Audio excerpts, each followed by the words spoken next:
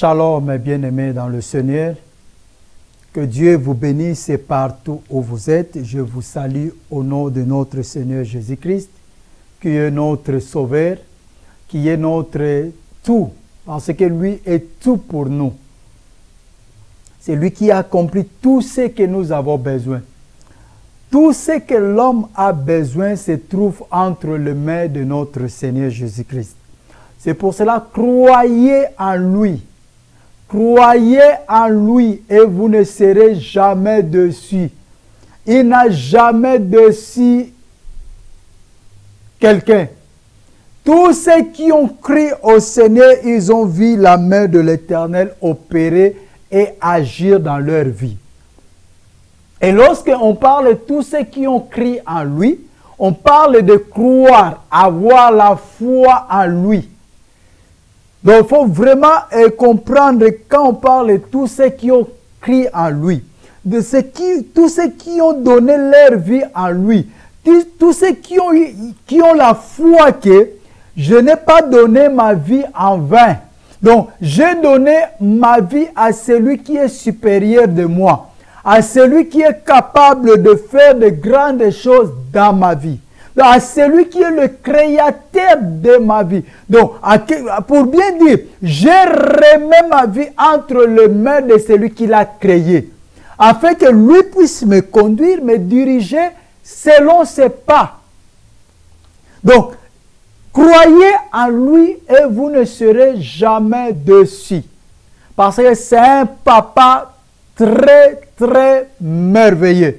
Il fait des choses qui étonnent le monde. Nous sommes sa gloire. Lorsqu'il fait des choses dans nos vies, lorsqu'il accomplit des miracles, des guérisons, lorsqu'il accomplit des bénédictions dans nos vies, donc nous faisons sa gloire. Parce que les gens voient ce que Dieu fait dans nos vies et ils glorifient le Seigneur. La plupart des miracles qui se faisaient dans la Bible déclare, les gens glorifiaient le Seigneur. Pourquoi? Parce qu'ils voyaient des miracles, ils voyaient des guérisons, ils voyaient les choses s'accomplir et ils donnaient gloire à Dieu. Donc, tu es la gloire de Dieu. Chaque fois que tu désires la puissance de Dieu, c'est pour que le monde croit en Jésus-Christ. Chaque fois que tu vis, c'est pour cela qu'il faut témoigner la grandeur de Dieu, bien-aimé. Il faut avoir le courage de témoigner le bienfait de Dieu. Quand le Seigneur fait des choses dans ta vie, il ne faut pas avoir peur. Aujourd'hui, beaucoup de chrétiens ont peur de témoigner. Ils ont peur des sorciers. Ils ont peur, si je témoigne, les sorciers vont ouvrir leurs yeux et ils vont bloquer. Mais c'est lui qui a donné cette bénédiction. Il est plus fort que les sorciers. Si lui a donné cette bénédiction, ce qui veut dire personne ne peut le stopper, personne ne peut l'arrêter. Il faut avoir le courage de témoigner la grandeur de Dieu. C'est très important. Aujourd'hui, les gens ont peur de témoigner ce que Dieu fait dans leur vie, ce que Dieu manifeste dans leur vie à cause des sorciers. Si je témoigne, ils vont me bloquer. Ils vont bloquer ma vie. Ils vont bloquer cette bénédiction. Mais si c'est lui vraiment, c'est lui qui t'a béni, et Dieu, pourquoi avoir peur des hommes? Parce que les sorciers, leur vie est entre la main de Dieu. Si Dieu dit oh, stop aujourd'hui, c'est stop. Les sorciers profitent que des temps que Dieu a créés, la nuit comme la journée. Ils n'ont rien créé. Même le diable n'a rien créé. Pourquoi les chrétiens vivent dans la peur aujourd'hui? Même pour témoigner la puissance de Dieu. Même pour témoigner la grandeur de Dieu. Ils ont peur. Nous sommes la gloire de Dieu, bien-aimés. Lorsque Dieu fait les choses dans nos vies, lorsque Dieu nous bénit, lorsque Dieu nous guérit, c'est pour témoigner sa puissance. C'est en témoignant que beaucoup croient au Seigneur. C'est en témoignant que beaucoup viennent au Seigneur. En témoignant que beaucoup donnent leur vie à Dieu. Mais si nous ne voulons pas témoigner, comment Dieu va faire encore? Ne pas témoigner, c'est en quelque sorte un manque de reconnaissance. Tu n'es pas reconnaissant de ce que Dieu a fait dans ta vie. Or, comme j'avais dit, tout ce que Dieu fait, c'est pour sa gloire, bien-aimé. Témoigner la grandeur de Dieu, témoigner la puissance de Dieu, témoigner la gloire de Dieu par rapport à tout ce qu'il fait, tout ce qu'il est en train de faire, témoigner la grandeur de Dieu. Dis aux gens que Dieu est merveilleux. Dis aux gens que Dieu est en train de faire de grandes choses dans ma vie. Dieu a fait ceci dans ma vie. Dieu a accompli ceci dans ma vie. C'est très important. C'est ça la vie nouvelle. Dieu a changé quelque chose dans ma vie. Il m'a mené encore à vivre une vie nouvelle. C'est ça le thème de notre partage. Une vie nouvelle. Il faut témoigner, bien-aimés. Je nous encourage vraiment à témoigner la puissance de Dieu. C'est très important. C'est là qui pousse encore Dieu. C'est ça qui montre aussi notre foi et qui pousse encore à Dieu de faire beaucoup de choses dans nos vies. Faisons cela pour sa gloire. Dans le nom de Jésus-Christ, nous parlons de la foi qui appelle le miracle, la foi qui fait de grandes choses, la foi qui anticipe le temps, la foi qui anticipe le moment. Comme Marie, il a anticipé le temps pendant que Jésus lui a répondu, mon heure n'est pas encore arrivée. Qu'est-ce qu'il y a-t-il entre toi et moi, femme? Mon heure n'est pas arrivée. Mais Marie a anticipé le temps. Il a dit, faites tout ce qu'il vous dira de faire. Il a anticipé les choses. Jésus qui n'était pas encore prêt à faire le miracle, qui n'était pas encore au moment de faire le miracle, mais à cause de Marie, à cause de sa foi, comme elle avait anticipé les choses, le miracle s'est fait, quelque chose qui devait se faire après, mais ça a été fait au moment parce qu'il a anticipé le temps à cause de sa foi. La foi qui appelle le miracle. La foi qui opère de grandes choses. C'est cette foi que nous sommes en train de parler. Le sous-thème que nous sommes en train de développer. La foi qui appelle le miracle. Dieu a besoin de cette nourriture. La foi ferme, la foi qui ne bouge pas, la foi qui ne bascule pas, la foi déterminante. Dieu a besoin de cette foi. Nous allons lire la parole de Dieu dans le livre de Marc. Marc 2, 1 à 12. Je lis la parole de Dieu. Quelques jours après, Jésus revint à Capernaum. On apprit qu'il était à la maison. Et il s'assembla un si grand nombre de personnes qu'il n'y avait plus de place, même devant la porte. Il leur annonçait la parole, la bonne nouvelle. On vint lui amener un paralytique porté par 4 hommes.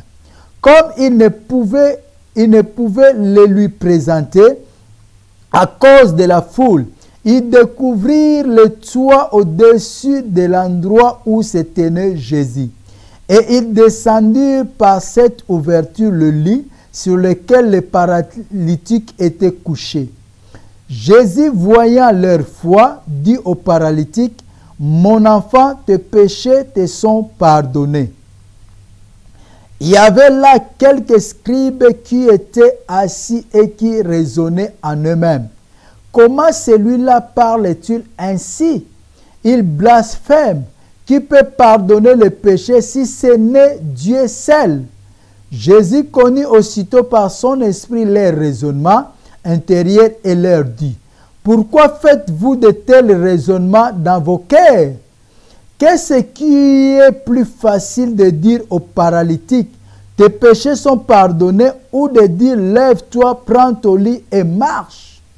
Or, afin que vous sachiez que le Fils de l'homme a sur la terre le pouvoir de pardonner le péché, Je te l'ordonne, dit-il au paralytique, lève-toi, prends ton lit et va dans ta maison.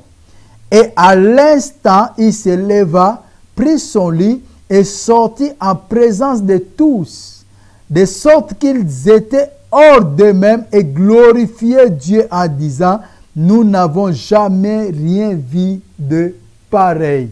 La parole de l'Éternel. Bien-aimés dans le Seigneur, nous voyons encore cette grande foi, la foi que Dieu a besoin. Je disais dans le partage qui était avant, la foi pardonne le péché. La foi pardonne le péché. La Bible dit, il y avait un paralytique, il ne pouvait pas bouger.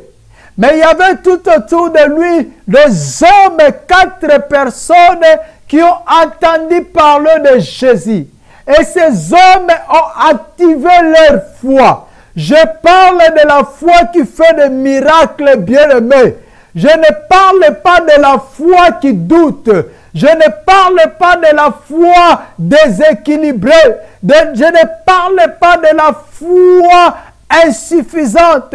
Je ne parle pas, bien-aimé, de la foi non stable, instable, non, bien-aimé. Mais je parle de la foi stable, la foi équilibrée. La foi qui font des choses que les gens peuvent appeler la folie. Lorsque les gens regardent, ils peuvent dire c'est la folie. Ils sont des fous. La foi qui, les gens peuvent te traiter de tous les maux, mais tu le fais par la foi, avec conviction. C'est ça la foi. Faire les choses avec conviction, en sachant que ce que je suis en train de faire, cela va s'accomplir, cela arrivera comme je le déclare. C'est ça la nourriture de Dieu. La foi qui fait des choses avec conviction, sans hésiter, sans douter. Écoutez bien, sans hésiter, sans douter. La foi qui fait des choses, même lorsqu'on ne lui demande pas. Beaucoup de chrétiens aujourd'hui attendent qu'on lui demande de faire les choses. La foi qui ne crée rien, ça c'est la foi morte. La foi, c'est quelque chose qui crée. La foi, c'est quelque chose qui te poussera à faire les choses pas comme les autres. La Bible dit, ces hommes ont pris ces paralytiques. Il l'amena vers Jésus. Parce qu'ils croyaient que Jésus avait la puissance et le pouvoir de lui guérir. Il l'amena vers Jésus. Mais il ne pouvait pas entrer parce qu'il y avait multitude. Il ne pouvait pas entrer parce qu'il y avait des obstacles. Vous savez, bien aimé dans le Seigneur, nous pouvons activer notre foi. Mais sachons une chose, c'est là que je voulais aller finir ce sous-thème de la foi. Sachons une chose, nous pouvons activer notre foi. Nous pouvons bien activer notre foi. Je dirais même à 100% activer. Mais sache une chose, des fois nous avons activé notre foi et les choses ne répondent pas comme ça devait répondre. Et les choses traînent encore. Il y a les obstacles, il y a les choses qui empêchent que ce que nous avons déclaré s'accomplisse. Il y a les choses qui empêchent. Nous pouvons activer notre foi. Mais sachons une chose, ça peut arriver qu'il puisse avoir l'obstacle. Nous puissions activer notre foi. Mais sache, ça peut arriver que quelqu'un d'autre cherche à l'empêcher. Quelqu'un d'autre cherche à parler. Ah non, n'attends pas ce que tu es en train de déclarer. Ah, il faut attendre le temps de Dieu. Les obstacles de notre foi. Ah, Dieu peut faire certaines choses, mais d'autres choses, non. Les obstacles de notre foi. Il faut s'attendre à cela. Ça peut arriver, bien-aimé. Tu actives ta foi et tu viens partager avec ton pasteur. Tu viens partager avec ton prophète. Tu viens partager avec ton évangéliste et il te décourage. pour te dire, ah bon, bien-aimé, oui, je sais, Dieu est vivant, mais il faut aussi voir certaines choses, il faut aussi regarder certaines choses. Il faut s'attendre à ces choses. Les hommes peuvent te décourager, les hommes peuvent te décourager, il faut s'attendre à cela. Ils étaient encouragés, ces 4 braves personnes, ces 4 messieurs, ces 4 hommes forts, ils étaient encouragés, ils ont pris les paralytiques, ils ont pris les problèmes, ils ont pris leur ami, ils l'apportaient vers Jésus pour être guéris. Ils ont activé leur foi, mais en arrivant là-bas, il n'y avait pas la porte, il n'y avait pas l'entrée, il n'y avait pas l'espace, il n'y avait pas, tout était fermé. Ça peut arriver comme ça. Tu as activé ta foi et tu viens à l'église, il y a quelqu'un qui commence à te tenter, il y a quelqu'un qui commence à chercher à te bouleverser, il y a quelqu'un qui commence à chercher à t'éloigner de ce que tu as activé. Et cela peut arriver à tout le monde. Voir ton pasteur. Vous savez, Anne, elle est allée au temple tellement sa douleur était immense. Elle ne parlait pas, mais il y avait ses lèvres qui bougeaient. Et à côté, il y avait les sacrificateurs, prophètes, sacrificateurs, Élie. Il y avait les sacrificateurs Élie. Il était au temple. Il a regardé comment le lèvre de Anne bougeait. Et il a dit, femme, jusqu'à quand tu continueras à être ivresse? Jusqu'à quand tu continueras à être dans cet état? Pour le sacrificateur, Anne était ivresse. Or, en vérité, Anne n'était pas ivresse. Il y avait la douleur. Il y avait la douleur. Bien-aimé, ça peut arriver. Tu as activé ta foi et tu viens à l'église, il y a ton pasteur qui te dit certaines choses que tu ne peux pas accepter. Ça peut arriver. Les obstacles, ça peut arriver. Anne regarda le sacrificateur, il a dit, je ne suis pas ivresse. Ta servante n'est pas ivresse, mais c'est les douleurs qui est au-dedans d'elle, qui le fait ces choses. Elle n'est pas ivresse. Elle ne touche même pas au vin. Elle ne touche même pas à l'alcool. Mais c'est le problème. C'est le problème. Bien-aimé, ça peut arriver. C'est pour cela, ce que j'ai dit, la foi doit être ferme pour arriver. Il faut que la foi soit ferme, bien-aimé. Si la foi n'est pas ferme, tu vas commencer à être balancé à chaque instant, à être balancé à chaque moment, parce que tu n'es pas stable. Tu n'as pas une foi stable. Ils sont arrivés avec le paralytique. Il n'y avait pas l'entrée. Tout était fermé, tout était bouché, il y avait tant de problèmes, il y avait tant de personnes, ils étaient là, il n'y avait pas la porte. Peut-être tu as prié, peut-être tu as activé ta foi, mais tu vois toujours les obstacles, tu ne vois pas l'issue, tu ne vois pas la porte, tu as mis la clé, la foi, mais la porte ne s'ouvre pas. Bien-aimé, n'abandonnez pas, la foi c'est une ferme assurance, on n'abandonne pas quand on active la foi, quand la foi est activée, on n'abandonne pas, même si tu trouves les obstacles, même si tu vois les obstacles, mais n'abandonne pas, bien-aimé, parce que la foi, c'est une ferme assurance. C'est une ferme assurance. Ils ont trouvé l'obstacle. Il y avait tant de personnes. Il n'y avait pas de chemin. Ils ne pouvaient pas entrer. Mais bien-aimé, ils n'ont pas abandonné. Ils ont cherché notre moyen. La foi trouve toujours un autre moyen. La foi le trouve toujours. Une foi ferme trouve toujours un autre moyen. Il n'abandonne pas. N'abandonne pas. N'abandonne pas, bien-aimé. Peu importe les durées de la situation, peu importe les obstacles que tu trouves sur ton chemin, n'abandonne pas. L'obstacle peut être ton pasteur, l'obstacle peut être ta famille, l'obstacle peut être tes amis, l'obstacle peut être le frère, le sœur à l'église, l'obstacle peut être ta femme, l'obstacle peut être ton mari, l'obstacle peut être tes enfants. L'obstacle peut être tout. Mais c'est que moi, je te dis ce soir, n'abandonne pas.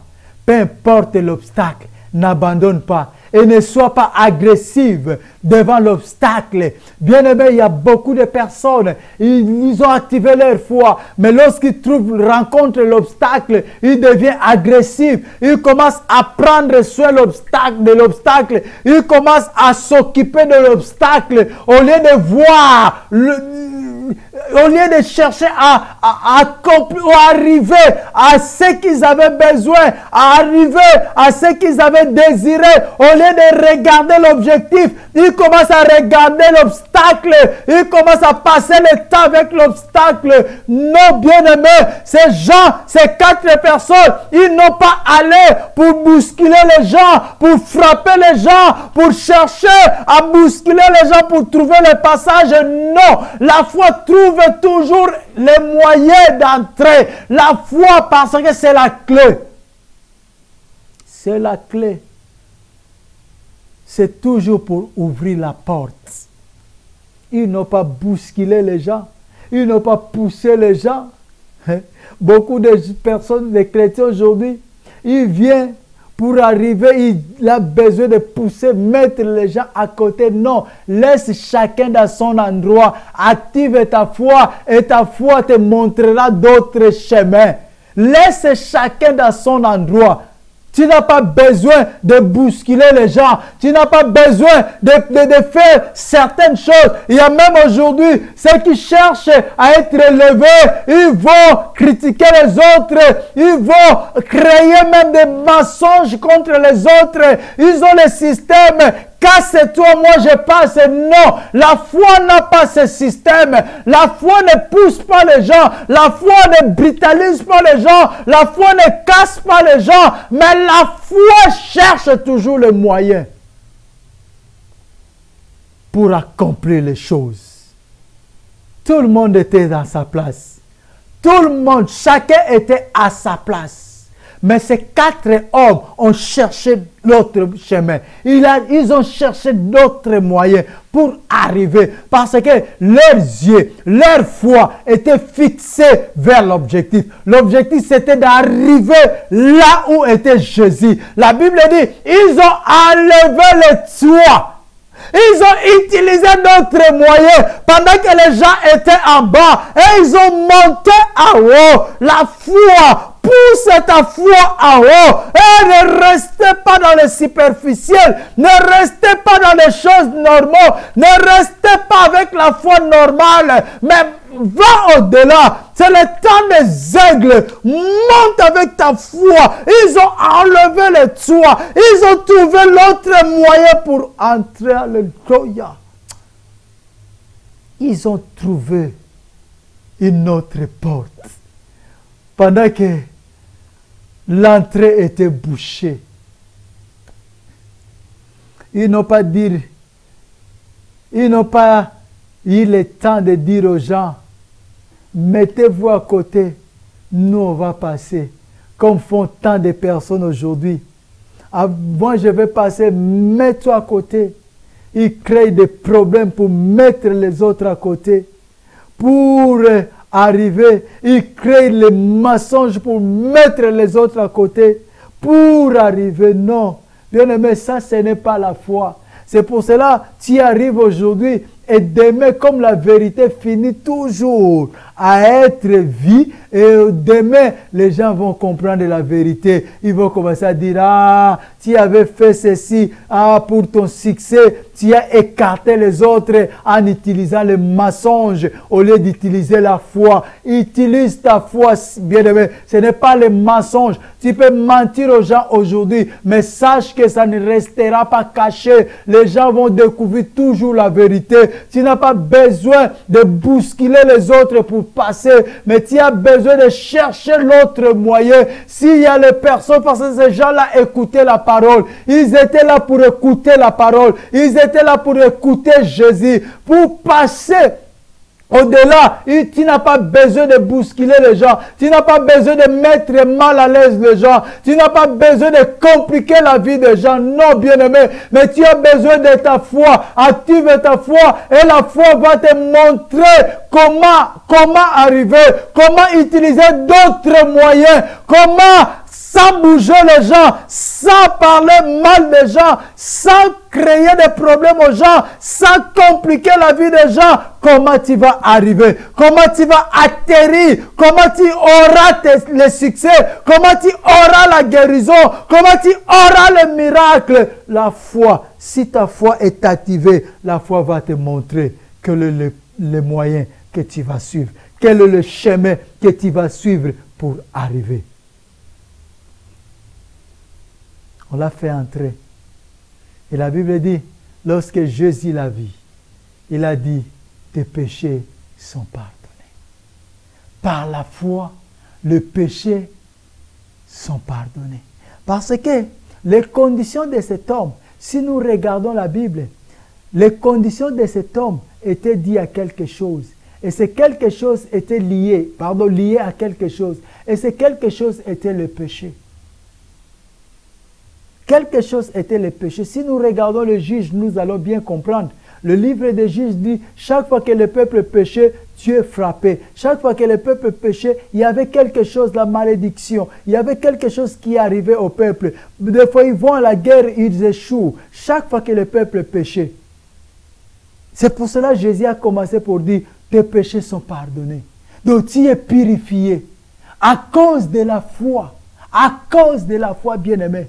Active la foi et les choses vont aller seules. Active la foi. Bien-aimé, tout ce que tu as fait depuis ta naissance jusqu'à aujourd'hui, si tu actives ta foi, parce que la foi va te conduire sur le droit chemin, va te montrer le droit chemin, la foi. Si tu as le cœur de la foi, si tu as les yeux de la foi, cela va te montrer le bon chemin, le droit chemin.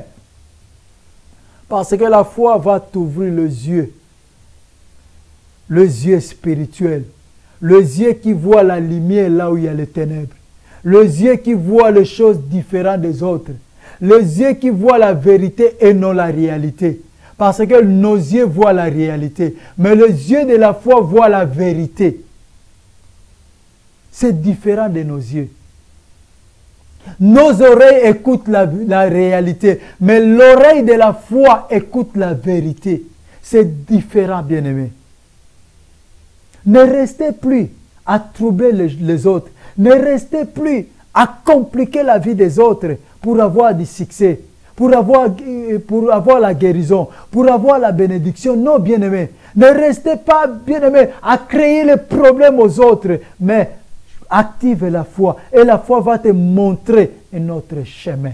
Tu as besoin de notre chemin. Peu importe les obstacles que tu rencontres dans le chemin, ne deviens pas agressive, mais continue à activer ta foi. Continue à marcher dans ta foi. Et la foi va te montrer comment aller pour arriver à l'objectif, pour arriver à atteindre ce que tu as besoin. C'est la foi qui va te montrer le chemin.